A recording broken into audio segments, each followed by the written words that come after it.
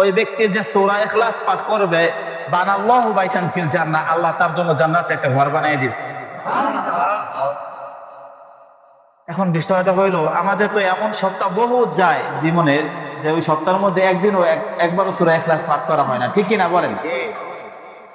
অথচ কত আমাদের এই উম্মতের জন্য, মানে আল্লাহ কেমন জানি চায় যে পারলে ধরে নিয়ে জান্নাতে দিয়ে দিত, এমন স্পেস রাখছে, এমন সুযোগ রাখছে।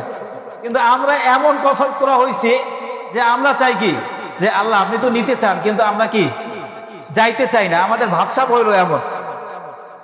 যেই ব্যক্তি একবার সূরা ইখলাস পাঠ করবে, তার জন্য আল্লাহ জান্নাতে কি বানায়, একটা ঘর বানায়, বানায় না? এখন সূরা ফাতিহা একবার আর সূরা ইখলাস 3 বার, এই নিয়ত করে বলবেন যে আল্লাহ আমার জন্য জান্নাতে ঘর বানায়, পাঠ করেন। বিসমিল্লাহির রহমানির রহিম। আলহামদুলিল্লাহি রাব্বিল আলামিন।